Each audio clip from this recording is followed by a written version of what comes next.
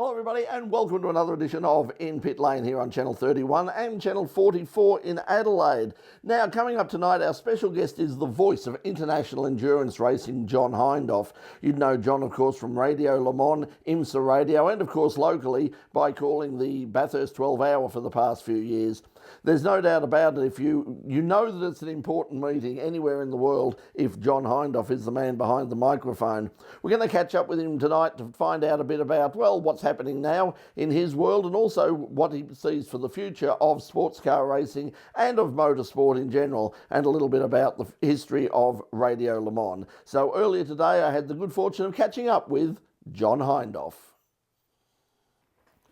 Well, joining us now from his luxuriously appointed corporate headquarters at Hindhaugh Towers is of course the man behind Radio Le Mans, IMSA Radio, Midweek Motorsport and so much more. From Radio Show Limited, it's John Hindhaugh. John, thanks for joining us and welcome to In Pit Lane. I'm delighted to be in Pit Lane. This has been a long time coming. It's taken rather difficult circumstances globally for this to happen, but it's finally happened. And by the way, before anybody thinks that we're in a 40-storey glass-fronted building, not at all. This is literally our front room here at the house, and we're very fortunate that we've got enough space to have an office and a broadcast studio as well in the premises. So actually working from home for us isn't really that much of a stretch, although we're clearly not going to airports and getting on airplanes anytime soon. Well, yeah, I suppose that's one of the big differences. I mean, when all this started, everyone said this must be terrible. But I thought, gee, it's going to be very strange to actually be spending sort of days at home and especially weekends at home, because you, like me, I mean, every weekend without fail, we're probably at a racetrack somewhere. Eve told me, the responsible adult, Eve Hewitt, my partner in life as well as in business, she told me that last year Radio Show Limited did 57 events on 48 weekends. Now, that obviously means that we've got multiple events happening, which is why we have 3 audio channels and an infinite number of video streams that we can call on if we want to. But then, because we're still working, because we've still got a business to run, we were just looking at what's been going on. We've been in this house now for 10 years this month. And once we got past the end of March, that's the longest time consecutively in days that we've spent in this house in 10 years. So it is a bit of a change, but I think everybody's going to find that, aren't they? But they just have to adapt.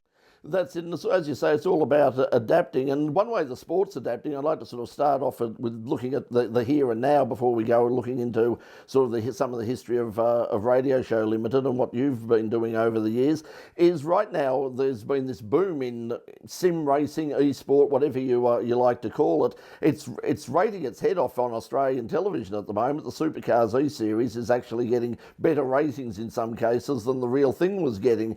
How do you think this is going to perhaps change motorsport, the way we cover it, and also where do you think that sim racing is going to fit in the future? Because this is something you've been a part of for quite some time, long before this all took off. And that's a very good point. It's not like it's just started. In the background, going on as a parallel culture to real world motorsport, sim racing has been around for quite a long time, going back to the very early days of simulations, albeit on PCs that were nowhere the power of what we have nowadays. I remember Sports Car GT. Now, there were online leagues for that, but you weren't racing together. What was happening there was you would do a race at Road Atlanta or Silverstone or wherever, and you would submit your game file. And therefore, you'd find out about a week later how you'd done. The advancement of what we've got in processing power, in networking, global internet and broadband has meant we can race in pretty much real time. That has provided some advantages and I think some challenges. There is a huge world of sim racing stars out there. 2 weekends ago, I was commentating on the Nürburgring 24 in the digital world. Max Benecke, 10K Benecke as we call him, has an I rating of over 10,000. He's one of the superstars. Alexander Voss, Lauren Heinrich, people that no one in the real world's heard of until now. And because they are now tutoring real-world drivers for some of these pro series, the Nürburgring 24 and the what is now called NLS, what used to be the VLN on the Nürburgring, they run their own digital series year-round. And one of the rules for the new DNLS that we're involved with is that you have to have a real world driver, and they've got to practice, qualify, and then start the race. So we're getting a mix in that side. On the other side of it, there's the All Pro Series, like Supercars, like IndyCar, like NASCAR, and indeed IMSA as well, which we're involved with through our IMSA radio brand. And with varying degrees of success. I think Supercars have done it exactly the right way, and that's the way we look at it. Treat it as if you were doing a real world broadcast. One thing about the way you mentioned treating it in real world, it's what I'd call sort of the Kayfabe approach, which is sort of the pro wrestling term of taking something that is clearly not real, but actually selling it and believing it and trying to make the public believe it's real. Is that the secret to making this thing work? It certainly made me sort of get more involved in it when I actually could suspend my disbelief and say that this is a genuine sporting event. Well, it is a genuine sporting event, so you're spot on there, because whatever you think about the cars and the tracks, the environment being virtual, the competition and the racing is real. Ask any of these guys, whether they're real world racers or whether they're virtual world racers, the kind of talent, the kind of time that has to be put in, the dedication, and also the passion and the emotion is real. So it doesn't matter whether you're wheel to wheel in the real world or wheel to wheel in the virtual world. That part of it, that competitive urge, is real. And the other thing that's real is the entertainment value. That's the other thing. So if people who are somewhat skeptical, and I know there'll be people out there, oh, it's just a game. Well, first off, iRacing, if you treat it like a game, you'll get nowhere. It's a simulation. Would get past that and watch it and be entertained. We obviously do radio as well as the TV commentary, and we repurpose our audio for that. And we've got so many people saying, I was listening in the garden at the weekend to X, Y, and Z, and I can't tell the difference because of the way you guys cover it, because of how good the sound quality is from a lot of these sims, and particularly iRacing, who've really benefited from all of this. And I think you've got to say, first and foremost, it's real racing, it's real competition, it's real entertainment. Well, speaking of real entertainment and real racing, we're going to get back onto that in just a moment. We're going to take a break now on In Pit Lane, but when we come back, we're going to be joined once again by John Hindhaugh. Don't go away, you're watching In Pit Lane on Channel 31, Channel 44 Adelaide and Melbourne. We'll be right back in just a moment. Welcome back to In Pit Lane. Our guest tonight is the voice of international endurance racing, John Hindhaugh from Radio Show Limited, IMSA Radio, Radio Le Mans, and of course Midweek Motorsport podcast. You can listen to wherever you get good podcasts, or you can listen to it live every Thursday morning, our time, at some ungodly hour of the morning, but basically 8 o'clock over there in the UK. So tune into that. John, how long has Midweek Motorsport been running now? Incredibly, we're in our 15th season as Midweek Motorsport. It actually started, the germ of the idea started a wee bit earlier than that, as what was then a fortnightly programme that aired on the Monday after a Formula One Grand Prix. And that was called the Autosport Radio Show, linked with the then Haymarket magazine of the same title. I used to work for Haymarket. I think everybody in UK motorsport has got to go through that rite of passage. And we broadcast it from the editorial office down in Teddington. That drifted away after a while, and also we were getting a lot more content from other places other than Formula One, and it became more sensible for it to have its own life. And as you know, as you probably know now, our mantra, if you will, mission statement, to be very 2020, is if it has wheels and an engine and the keep score, we'll talk about it. We try to be a broad church and reflect as much about the wide world of motorsport as we can. So 2 or 4 wheels, on or off road, professional, regional, national, international, we'll talk about it. We do get some weird stories on there once in a while, but it's popular. 5.5 million downloads of that show alone last year says it's popular. And even at the moment, with no quote unquote real racing going on, there's still plenty to talk about.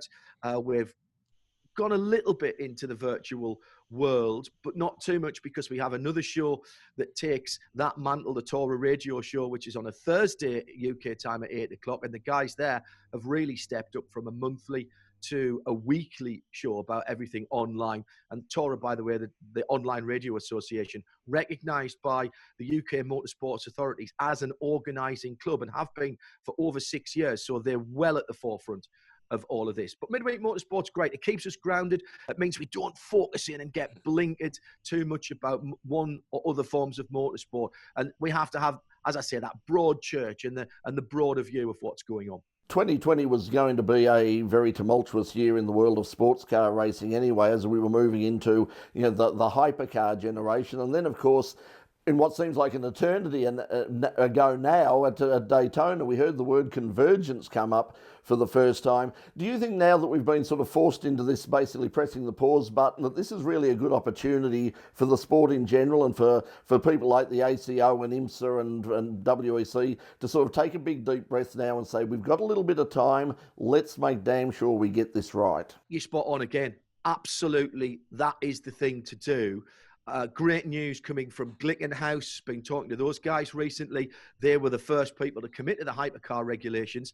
They would not have been ready to put their car on the grid the first weekend of September at Silverstone, 40 miles that way. And now they will be. So once the 2021 ACO, WEC, FIA season starts, they will be ready. Toyota, they'll probably be ready as well. We've had both Gerard Neveu, the man at the head of the FIA WEC, and John Doonan, the new president of IMSA, on Midweek Motorsport recently, and both of them have said the dialogue between the two organisations for Convergence, and by the way, you were, again, 100% right, I was chairing that discussion panel and helping to make the announcement. Never thought it would happen in my lifetime. If I'd said that even probably 5 years away, they would have carted me off in the padded van. But the time is being used wisely, and the two technical teams are really close together, and they're using this time to refine. I put it to John Doonan that it's like having a really great menu at a restaurant. There has to be some time when you make a decision and put it down and say, right, that's it. Otherwise, you'll just sit and look at it for ages and you'll tweak here. You know what artists are like as well. They'll just keep making the changes. They're very close to it. They've used the time wisely. And what it does give is some of the manufacturers like Glickenhaus, like Toyota, to get the cars on the grid. What it will look like, we're still not sure because we haven't finished this season yet, of course, and that's the big unknown. Of course, with the planned finish to this season was originally going to be the Le Mans 24-hour race. That was the whole sort of motivation for moving to that sort of strange, sort of half year on, half year off sort of calendar. But now, because of this situation, they've gone back to a traditional calendar year. But just quickly, Le Mans, I mean, what is the magic? That's what really started all this, was Radio Le Mans. What is the magic of Le Mans? It's the best, think of it as the best thriller that you've ever read. So it's a nice big thick book and you're turning the pages and you can't put it down. Now, some people might want to skip a chapter or go to the end to find out what happens. In live sport, and particularly at Le Mans, you can't do that because the pages beyond the one you're reading are blank. They're actually being written as you read it. And that's the joy of Le Mans. You never know whether it's minute number one or the final lap of the race, as Toyota found to their cost a couple of years ago, that is the turning plot point, that is the drama, and that is the place where it's all going to play out. That's the key to live sport, because you don't know what's happening. Anything can and sometimes does happen, and Le Mans is just the granddaddy of all of those. Certainly the Le Mans 24-hour is the granddad, and as I said, Radio Le Mans was the start, but you've moved into so many other areas. When we come back after this break on In Pit Lane, we're going to find out a bit about the formation of Radio Le Mans and the development of Radio Show Limited with our guest John Hindhaugh. You're watching In Pit Lane on Channel 31 Melbourne, Channel 44 Adelaide, and on the In Pit Lane YouTube channel. We'll be right back after this break. Don't go away. Welcome back to In Pit Lane. Our guest tonight is John Hindhaugh from Radio Show Limited, Radio Le Mans, IMSA Radio, and of course Midweek Motorsport, and so many other things. He is very much the voice of international endurance racing. And John, we spoke about Le Mans and the development of your passion for the place and the race. But as I said, we went to Le Mans first in about, I think it was 2004, and we actually did a story on Radio Le Mans at the time. Spoke to a guy called Gary Champion, and I think that was when Haymarket Haymarket, who you mentioned before from Autosport, were running it. But a couple of years later, you ended up being the man in charge. You were like the guy with the razor blade. You loved it so much you bought the company. How did that all happen?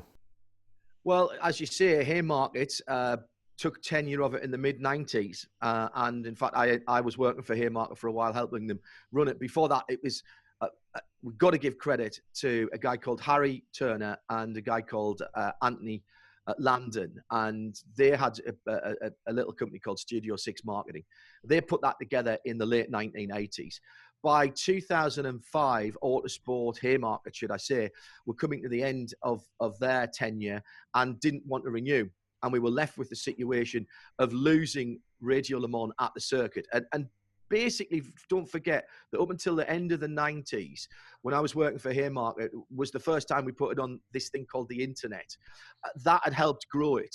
There's a whole big story about that, which we don't have time for now, but one time we'll sit down over a glass of something decent and talk about that. So the end of 2005, after the 2005 race, there was nobody to run Radio Le Mans. Haymarket had walked away. The ACO were looking for new partners.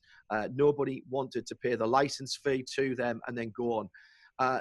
I was then with Eve, and we were engaged, but we weren't married at the time. So we formed a company, Radio Show Limited, RSL, specifically with saving Radio Le Mans at the track. Because that's the only place we are, Radio Le Mans, for those couple of weeks a year on FM at the track. Everything else we do under the Radio Show Limited guise or IMSA Radio or one of our other brands.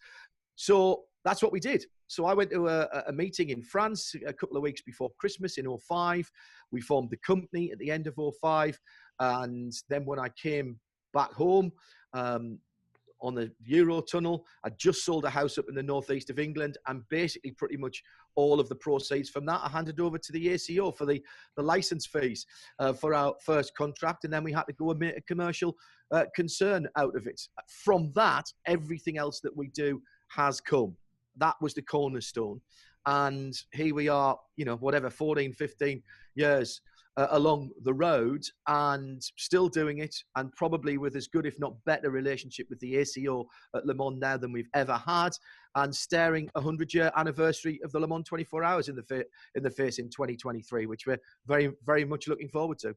It's a remarkable event, and Radio Le Mans is such an important part of it in terms of, because for people who haven't gone there, it has been described over the years as very much a British event that just happens to take place in France, and particularly after midnight, it's a very, very British event. That's very true, and it drives. We had over 10 million people on the website in Le Mans Week last year. In the first 4 days after the event, just on 4 million downloads. Now, out of, I think we did 17.6 million downloads as Radio Show Limited across everything that we do last year, but still by far that single event with test day and the race, by far still the biggest draw. And some people only listen to us for that particular event, which is great. I don't have a problem with that at all.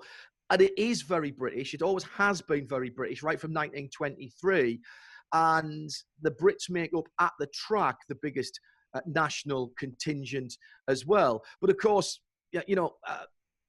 English language that's why we're so lazy with languages, isn't it? It's pretty much universal. So not just at the track, where there's probably 80,000 Brits and then another 40, 50,000 English speakers, but South Africa, Australia and New Zealand, of course, USA, and everywhere else around the world that has a knowledge of English.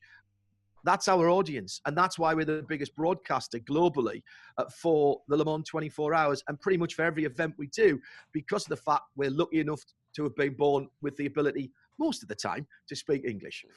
Well, one of the other areas that you've got involved with, and what a lot of our sort of more casual viewers on the Channel 31 and 44 would know you for, is, of course, your involvement in commentating on the Bathurst 12 Hour. And we're sort of looked at that event over the past few years and seen this enormous growth, and we like to think that it has become this major international event. But from your point of view, where is it right now? I mean, how important has it become, and can we now sort of sit back and look at it and say with some certainty that yes, this is now a genuine international event? You've heard me say this before, but when I travel the world, the event that I get asked about most by spectators, the one that we get as many emails and tweets about, but also by drivers and teams. The Liquid Moly, Bathurst 12 hours. Is it really as good as you say, Hindhaugh? And I said, no, it's better. It took me 50 years of my life to get to Australia and to get to Bathurst, which, considering a distant relative of mine, but with the Hindhaugh name, had the winning car engine in 75 with Brocky in the Tirana. That Bruce Hindhaugh and the engineering company, still run, I believe, by Geordie, his daughter, that was disgraceful. But for me to get to the mountain and see that, first of all, the mountain never disappoints. GT3 cars there certainly don't disappoint. It's otherworldly, over the top, if you ever get there. And the way that it was developed, first of all, by James O'Brien and Yeehaw, and now by Supercar Events, they've taken it to the next level. And it has the opportunity to grow even further. As it stands now, Bathurst and Mount Panorama is the Nürburgring of the Southern Hemisphere, and the race itself is the Australian Endurance Classic for GT cars. You know, I'm not upsetting anybody from supercars, I hope, when I say that. And it has its own atmosphere, its own character, and certainly has its own place in the wide world of international GT racing.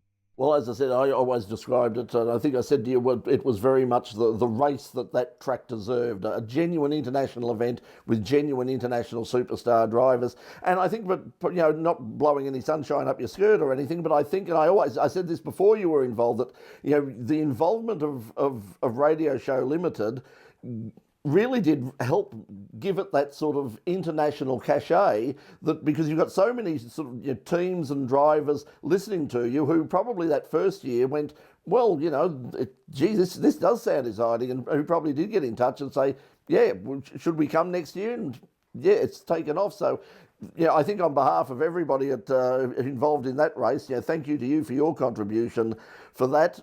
Just before we go, in light of everything that's happening at the moment, where do you think we're going to be sort of this time next year? I know it's hard to sort of predict anything at the moment, but where do you think motorsport comes out at the end of all of this? I think there'll be changes. I don't think everybody will survive, and I mean that by teams, sponsorship agreements, possibly even series, and possibly even some well-established and big series will struggle. There's no doubt about that. We're not going to be able to switch the whole world back on again, and motorsport will be no different for that. The way we cover motorsports is going to change.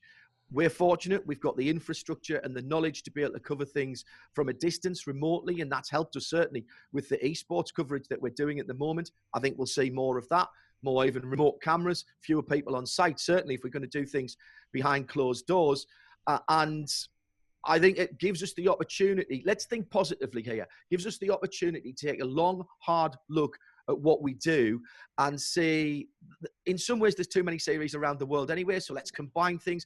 Let's go back to the 60s and 70s kind of feel, where you had regional series with almost a run what you brung kind of feel, and let's get some pro drivers into that as well to keep them sharp.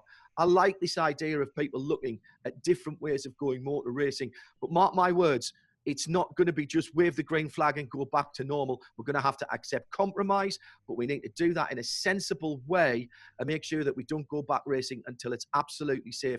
And we're not putting any of, particularly with my ambassador for the British Motor Racing Marshals Club hat on, particularly we're not putting any of the volunteers without whom normally we can't go motor racing. We can't be putting those people at risk. We can't be putting spectators, teams or drivers at risk either. So it has to be phased. It has to be sensible. And let's take the positives out of this and sit down and have a good look at ourselves and see what we need to do and what we can do. Well, one advantage I said to somebody the other day is when we come back without crowds. I mean, you watch some of the wrestling at the moment, which is being done without crowds, and we don't need the crowds. I mean, we don't need the roar of the crowd. We have the roar of the engine. So motor racing's in a very good position there. And I know whatever way that the sport comes back, and it will come back, I know that Radio Show Limited will be there covering it around the world. Thank you to all of your team there, to you and Eve and everybody involved in the sport. motorsport over the years. It's a bit like the test match special scenario. You turn the television down and you turn up Radio Show Limited and you listen to you guys give the commentary, and it's not really a race in terms of an international sports car event. It's not a race unless Radio Show Limited are covering it. So thanks a lot for your hard work, and thanks a lot for joining us tonight on In Pit Lane. And hopefully we'll catch up at Bathurst if not in 2021, certainly the year after. Thank you very much indeed, and an honour to be mentioned in the same breath as Test Match Special. And it is a big team effort. I get a lot of the kudos sometimes for this, and you know that without everybody else, the other commentators and the backroom staff, we can't do what we do. And similarly with our partners and our commercial staff too, led by Eve. Thanks for the opportunity to speak to you on Pit Lane. Good luck to you down there and stay safe.